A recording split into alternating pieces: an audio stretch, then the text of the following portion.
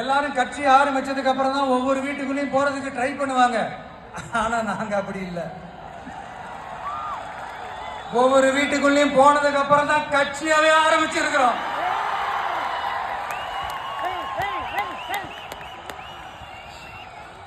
அதனால ஒட்டுமொத்தமா எல்லாருமா சேர்ந்து இந்த திமுக ஆட்சிய கபட நாடக திமுக ஆட்சிய 2026 தேர்தலில் வீட்டுக்கு அனுப்புறோம்.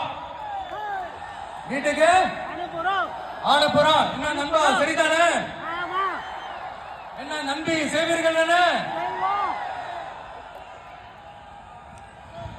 இப்போ உங்களுக்கு சின்னதா ஒரு சர்ப்ரைஸ். நம்ம கட்சியினுடைய வேட்பாளர் பட்டியலை இப்ப நான் அறிவிக்க போறேன். மதுரை கிழக்கு வேட்பாளர்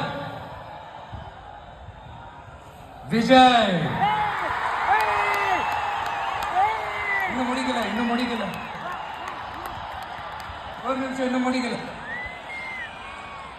மதுரை மேற்கு வேட்பாளர்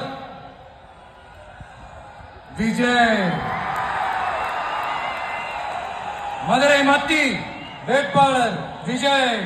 மதுரை தெற்கு வேட்பாளர் விஜய். மதுரை வடக்கு வேட்பாளர் விஜய். மேலூர் விஜய். சோழவந்தான் விஜய். திருப்பரங்குன்றம் விஜய். திருமங்கலம் விஜய். உசலம்பட்டி விஜய்.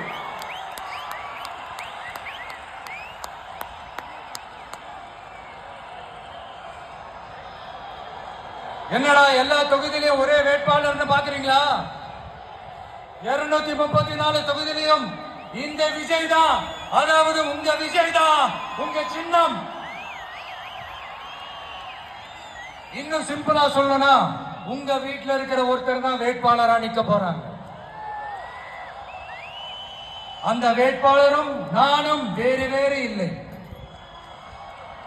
நீங்க அவருக்கு ஓட்டு போட்டீங்கன்னா எனக்கு ஓட்டு போட்ட மாதிரி. இந்த முகத்துக்காக நீங்க ஓட்டு போட்டீங்கன்னா உங்க வீட்டுல இருக்கிற உங்களுடைய வேட்பாளர் ஜெயிச்ச மாதிரி. என்னடா இவர் ஏதோ ஓவரா சொல்றாரு நினைக்க வேணாம். பிராக்டிக்கலா அப்படிதான் இருக்கும், அப்படிதான் இருக்கணும். நீங்களும் அப்படிதான் நினைப்பீங்கன்னு நான் நம்புறேன். ஏன்னா இது நம்மளை விட நம்ம எதிரிகளுக்கு இன்னும் நல்லாவே தெரியும். அதனால எல்லா இந்த அதிகார பலம் எல்லாத்தையும் தூக்கிட்டு வந்துருவாங்க. வரட்டும், பாத்துக்கலாம். TVK will take it, TVK will meet it, TVK will compete with it, and TVK will conquer it. TVK will conquer it.